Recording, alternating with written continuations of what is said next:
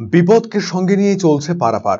বুন নদীতে নেই পাকা সেতু, বাঁশের সাঁকো দিয়ে জীবনের ঝুঁকি নিয়ে পারাপার করছে স্থানীয়রা। এই ছবি শিলিগুড়ির খড়িবাড়ির রানীগঞ্জ পানিশালী এবং বুড়াগঞ্জ গ্রাম পঞ্চায়েতের মাঝে কেলাবাড়ির বুন নদীর। নদীতে নেই পাকা সেতু, তাই কেলাবাড়ি এবং রাজঘট এলাকাকে সংযোগকারী বাঁশের সাঁকোতে জীবনের ঝুঁকি নিয়ে পারাপার করতে হচ্ছে স্থানীয়দের। নদীর ওপর পাকা সেতুর দাবি জানানো হলেও সেতু হয়নি। নদীর জল পেরিয়ে কখনো হেঁটে, সাইকেলে কিংবা মোটর সাইকেলে করে নদী পারাপার করতে গিয়ে দুর্ঘটনার শিকার হতে হয়। তাই দ্রুত পাকা সেতুর দাবিতে প্রধান সহ বিডিও এবং মহকুমা পরিষদে স্মারকলিপি দিয়েছেন স্থানীয়রা। নিজের টাকা দিয়ে করি প্রত্যেক বছর, তারপরে এই বর্ষা হলে ভেঙে চলে যায়।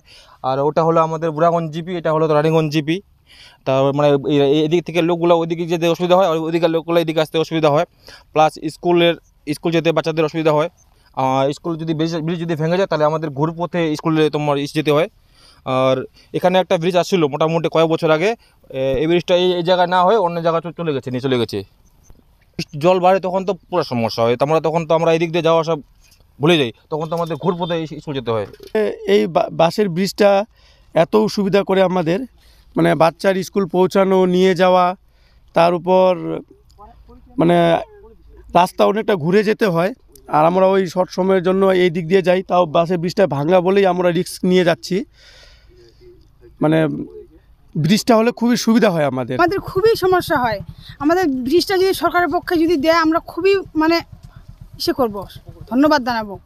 আমাদের এই যে বাচ্চাদের নিয়ে যাচ্ছি, কখনো যে পড়ে যেতে পারি, আবার খুব রিস্ক হয়। আমাদের ব্রিজটা এটা আমাদের গ্রাম থেকে আমরা নিজের পয়সা দিয়ে এটা আমরা বানাই।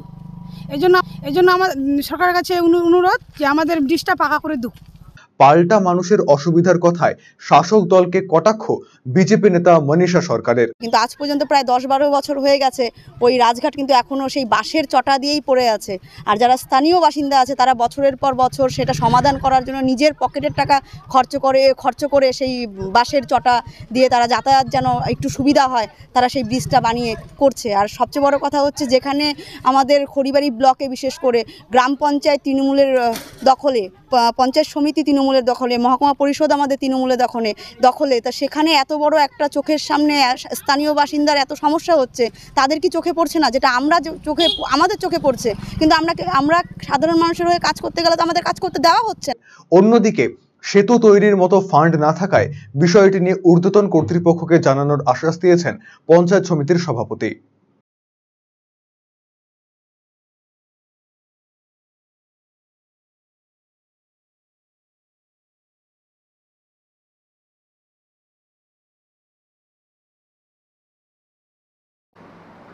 সেই ব্যাপারে অনেকেরই ওইখানকার এসে লোকেরা জানিয়েছিল, কিন্তু আমি সেখানে গিয়ে তদন্ত করে দেখে আসছি দরকার সেটা। অনেক স্কুলের ছাত্র বা এমনিও লোক যাতায়াত করে, কিন্তু আমাদের ফান্ডে তো এত টাকা নেই যে এত বড় একটা ব্রিজ করা যাবে। তবে আমি ঊর্ধ্বতম কর্তৃপক্ষকে জানাবো, সেটা পরবর্তী করার চেষ্টা করব।